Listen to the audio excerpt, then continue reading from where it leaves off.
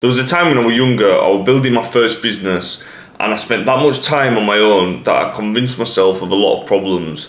And I basically didn't have that social skill building because I was spending so much time on my own working from my laptop doing an online business, right? And I used to go to the gym pretty much every single day, and I couldn't even walk up to somebody and say, "Hi, how are you?" And just to sort of give an idea of how much this problem was affecting my life, it was something I just carried with me every single day, everywhere I went.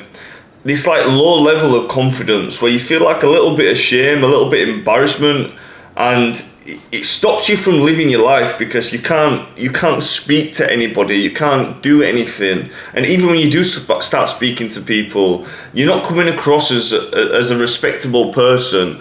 And to get to the level of confidence where I'm at now, and just to give you an idea, like I hit Bangkok for the first time, just moved here. Before I left the airport, I had a friend that I spent a few days with, met him in the airport, just went and spoke to him. We went around together. I went on a date within the first 24 hours, and just by cold approaching while I was walking around. And what it got me thinking about with confidence, if you get this skill right, it literally unlocks the entire planet for you. It gives you the ability to have the belief in yourself to move anywhere in the world, go anywhere in the world, because you know that you have the skill to be able to go and make a positive impression and meet new people with ease. And everything's back down to confidence, really. Just like anything else, your confidence is a skill and you can build it. And I really built it from ground zero, and there's a lot of things that I had to do to get there. And look, in this video, I'm going to tell you how I got more confident from someone who used to literally be socially awkward. I'm going to make this super simple, right? I'm not going to fuck around with this, give you any little hacks or anything like that. I'm going to give you the thought processes that I use that have 80% of the results in being confident, right? Now, the first thing I want to start with is keep your motherfucking word to yourself. Keep your word to yourself. There's no way of getting around this one. The only thing that you need to do to be more confident is keep your word to yourself. So let me tell you what that looks like. Well, if you say you're going to go to the gym, yeah, the only reason why you don't go to the gym is if someone died or you died, yeah? If you've said it, if you said you're going to do it, you are doing it, right? If you're saying I'm going to go on a run tomorrow, well, if it starts raining and you're looking out the window and you're thinking, oh, I don't know, it's going to be a bit cold. No. You have said you're going for a run. You have to go for a run. You have to go. You have to keep your word to yourself. Now look, I understand there's going to be times when things randomly happen and you can't do the things that you say you're going to do. But the vast majority of the time, you have to keep your word to yourself. And look, the thing is with the losers out there, right? They make the excuses, they like to bullshit themselves, or at least they do verbally.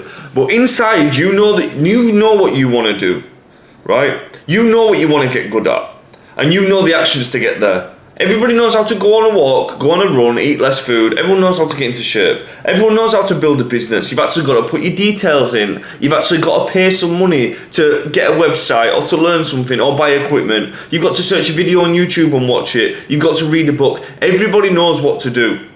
But the people who don't get anywhere with anything, they know what to do and they don't do it. They don't keep their word to themselves. Let me tell you something. The difference between the most confident people and the least confident people are those who keep the word to themselves for a longer period of time. You've got to think of it like a weighing scale, right?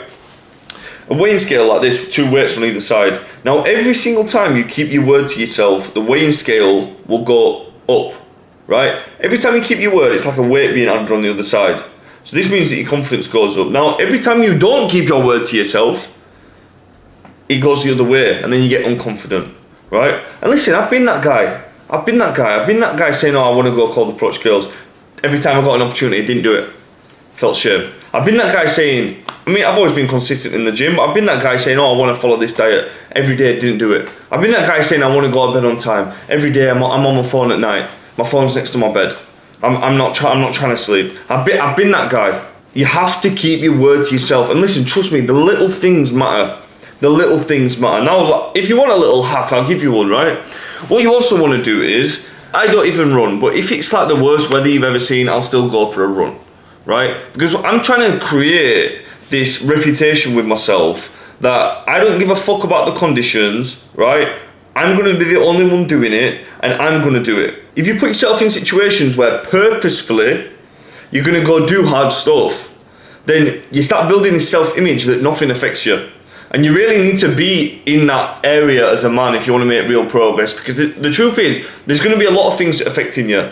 Now, the more that you can go and force yourself into situations where things that are affecting you, but you're just fighting against them, the harder and thicker that your skin's going to get, and the more confident and self-belief that you're going to have. This is what confidence is. Confidence is self-belief. You have to get your monkey brain and your man brain, and you have to beat the monkey brain. You have to make sure that you're in control, right? When you wake up out of bed in the morning in the winter and it's cold and you just want a little extra 20 minutes, that's what you're trying to fight. You're trying to fight this comfort mode that your body wants. Fight the comfort. That is how you build confidence. Now, the second thing is self-image. This is probably one of the most painful things that I've ever been through right here, the self-image. Now, this I really struggled with. Now, let me tell you why. So I want to just tell you some stats. This is not to show off, it's just to sort of give you a picture of where I was at, right?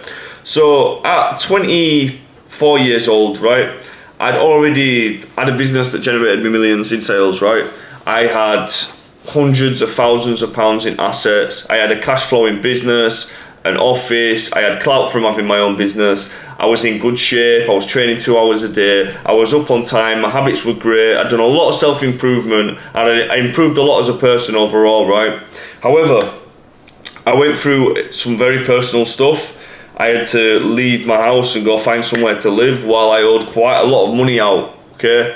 It was a very nervous time, and let me tell you something, right? Forever, I've always had the answers. I've always had the answers. Because I've always worked for myself, so I've always been self-accountable, and I've always had that self-confidence, at least business-wise, right? So my self-image was very, very positive, right? I believed in myself quite a lot, like a big amount, right? But I went through that many problems for such a long period of time. Like me, 24 for me just didn't exist, because I really started going through it. And you know, when it rains, it pours, and that's the truest thing I've ever heard. Like, my life got so bad at one point. And the problem is, I was in the situation where no matter what I did, I would still be failing, because the issues in my life was so big. And the problem is, if you are trapped in a situation like that over a long enough period of time, it affects your self-image, because every time you try, you're failing, right? You keep trying, but you keep failing. Now, if you are failing for too long, what's going to happen is you're going to stop believing that you can do things. And that's when your self-image changes. Because like I said, with the weights on the scale, every time you fail, there's extra weights that go on that scale. Now, big failures, they're going to hit you a lot more.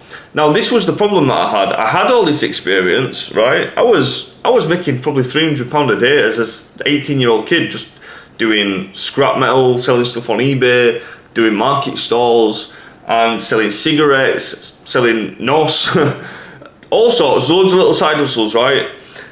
And it was easy to make money, because my self-image was, I just started being an entrepreneur, I started making money. So I just believed money was easy to make, and when I believed money was easy to make, it was. But then when I started struggling, right, I had no fucking heating at one point. I couldn't afford to fix the heating, yeah? My self-image completely changed. I felt like I'd lost everything mentally. And then it affected everything. Like, all my habits went. I couldn't get up on time. I would listen, bro, I would put Beats Studio noise cancelling headphones on and listen to Vybz Kartel straight out of bed. What the fuck even is that, yeah? It's because I needed noise, because my thoughts were just so negative. Like, I used to be in constant pain from when I woke up out of bed in the morning to when I went to sleep. Like actual physical pain in my mind. This is how much stress I was under at the time, right? And I was on my own so much. It was the worst period of my entire life.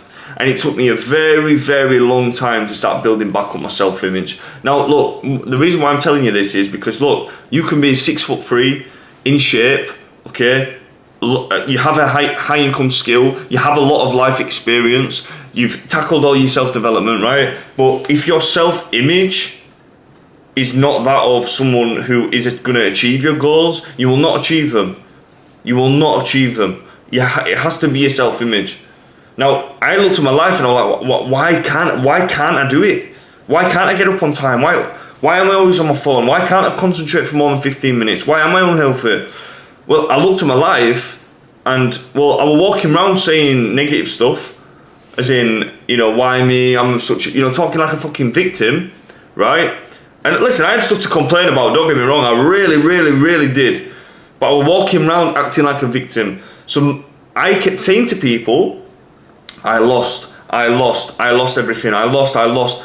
Well, let me tell you something, guys, yeah? You keep saying, I lost. Guess what's going to happen? You're going to start fucking losing. That's exactly what happens.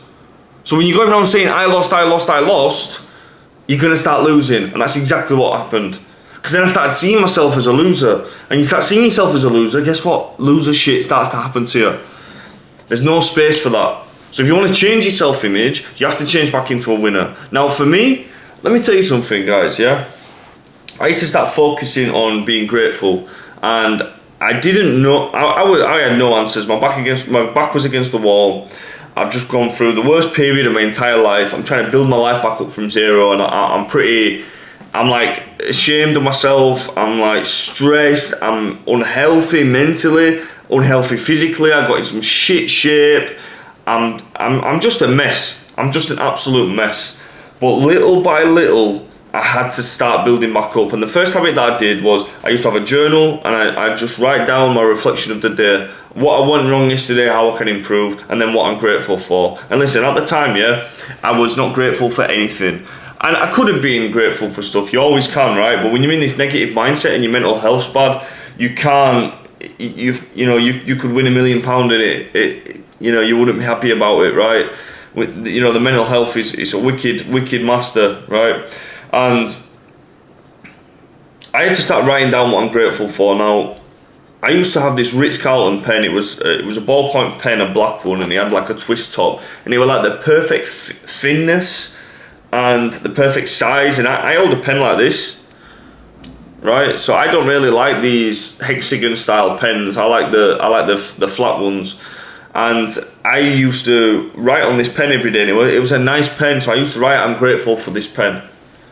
And genuinely, I tried to write 5 things I'm grateful for down, and I couldn't think of any. Now, the reason why I could do the pen is because I physically could see it and I had it in my hand. So it wasn't like my brain could convince myself otherwise. So I could physically see it. And I just started writing it down every day, and then, you know, eventually a couple of weeks go by, you're writing another thing down on the list, then eventually another thing, and then all of a sudden I've got this habit I'm doing every single day. I've got this habit. And then my self-image is aligned with that habit. And the habit is focusing on the positive things and writing down what I'm grateful for. So then that's when my character started to change, my self-image started to change.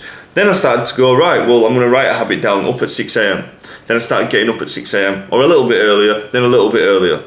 So when you start doing these things, it's like a snowball effect. Now, the problem that I had and why I struggled for so long is because I lost all my motion twin. Yeah, when you think about all this momentum you built up over years and years and years, when that comes to a halt, and sometimes it's like a ball of motion, but it was like going the opposite way. Listen, you're cooked, bro. You're absolutely cooked. So I had to build that motion up again, and it was very slow, it was very painful, and very tedious. It was over a very, very long time. But I built that self-image back up. I started looking at what I want again. And I started looking at what I can be again. And I started doing the positive habits again. I started thinking like a boss again. And that's what I was not doing before. And listen, no matter what you want to do, right? No matter how many times you try, if your self-image is all fucked up, your own mind will find a way to self-sabotage you. So fix your self-image.